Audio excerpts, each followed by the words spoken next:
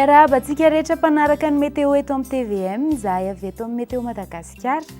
Anisany manamarika ity herinandro ity ny fankalazana ny andro maneran-tany ho an'ny famantarana ny toetry ny andro isaky ny 13 Marsy izy io no ankalazaina. Fa amin'ity indray mitoraka ity dia mandritry ny herinandro misokatra amin'ny tanatana ny varavaran'ny météo Madagasikara ho antsika rehetra asaina ampitiavana hitsidika, misy ny tranoheva, misy ihany koa ny famelabelaran-kevitra raha inaty hevitra ary misy ny kilalaon-tsaina maro samihafa. Ny lohahevitra satria moa isaky ny mankalaza toy izao dia misy lohahevitra foana ka amin'ity indray mitoraka ity dia hoe fantaro ny rahona, misy dikany lehibe mantsy io rahona io amin'ny famantarana ny toetry ny andro. Ary raha hijeriny sary azo avy amin'ny zana-bolana fotsiny aztsika dia matanjaka be izao ity alina ity. Dia saika hanao volinandro ririnitsika nefa tsika ao anatin'ny fahavaratra.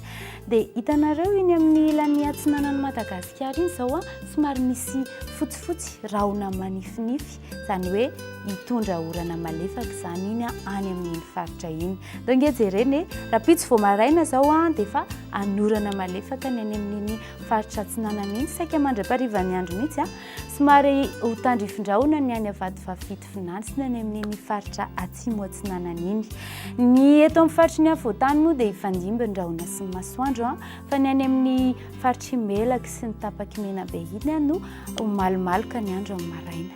Amin'ny tolakandro kosa nefa sy amin'ny takariva dia hivadika orana tandrifindrahona ny aty amin'ny faritra Menabe aty, azo orana tandrifindrahona mety araikotroka ny aty amin'ny tendrony Madagasikara aty, ary araka ny tenentsika teo mbola hitohy hatrany ny orana malefaka ny amin'ny tapany atsinanana.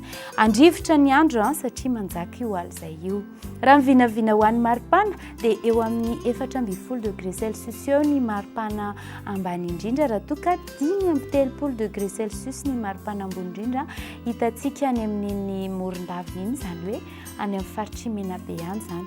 Eto amin'ny faritra ny afovoantany moa dia saika manodidina ny 5.20 hatramin'ny 7.20 degré Celsius. Raha hivoaka any amin'ireto firenena vitsivitsy ireto ianao dia ny any Paris, Johannesburg sy Bangkok no hibalika ny masoandro.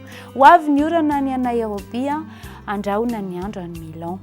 Ho an'ireo nosy manodidina antsika kosa dia ny any Maurice no anorana tandrifindrahona raikotroka ny andro, ho malika ny Comores sy Seychelles fa hibalika ihany koa ny masoandro any La Réunion any.